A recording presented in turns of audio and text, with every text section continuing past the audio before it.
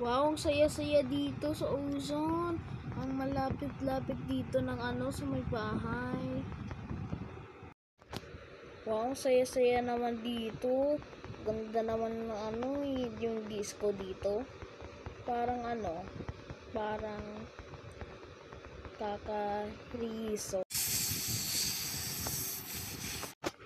Guys, may sunog dito sa disco. Takbo tayo. Ala, bilis! May sunog oh! Sunog!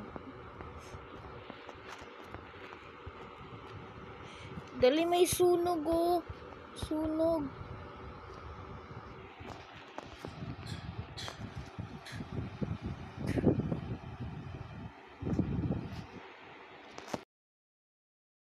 Hala, guys! Nakatatrap na tayo! Sa sa disco!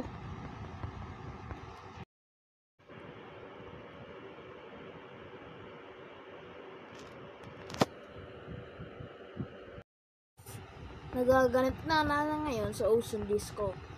Nasunog na ngayon sa March 17, 1999.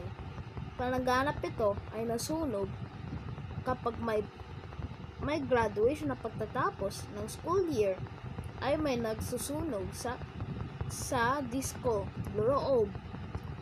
That was the casing of the tragedies in the disco.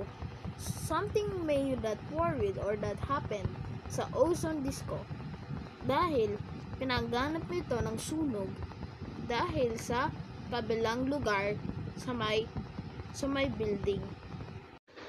Karga ng sunog sa loob ng Ozone Disco dahil sa pagkasunog pagtapos ng the dance. Dahil nasunog dito sa lugar. Ang nasunog na gusali ay nagta-tragedies at dead piles of body inside sa disco. Dahil ayaw niya makakarry sa loob ng disco. Kailan nagyari? Dito sa gusali. Dito sa gusali ay may nasunog dito ng ceiling, faulty electric wire circuit dahil na-carry sa loob ng part of the disco sa loob.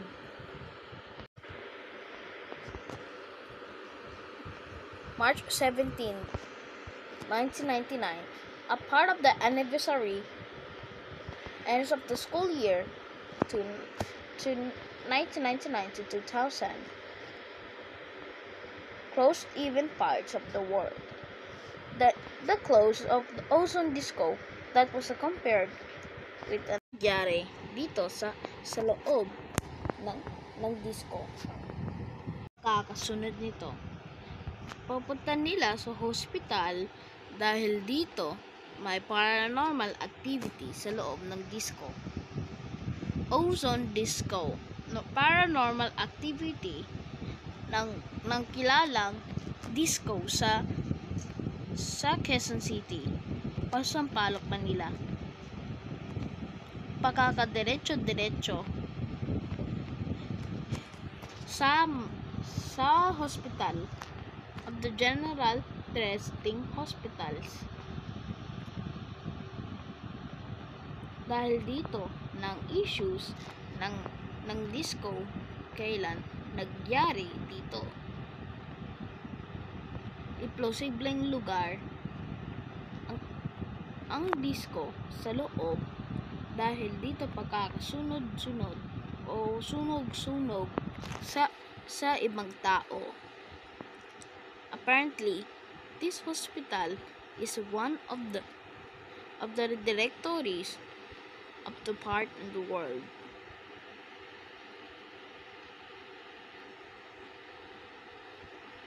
Dahil dito nakakatal sila kasi nakakasunog ng disco.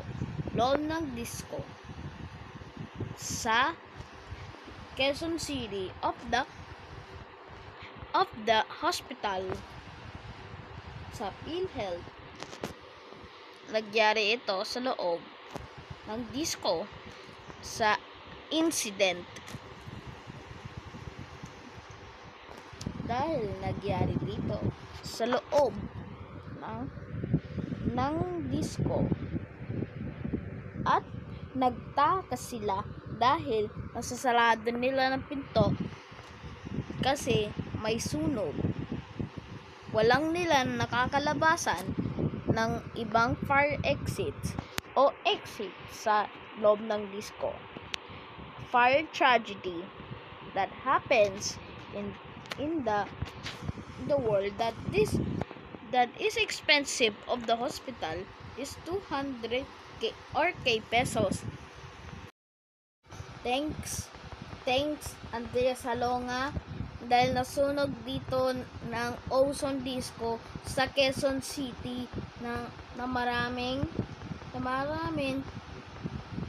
body inside of the disco dahil nahulog tuloy ng ceiling. Andrea Salonga.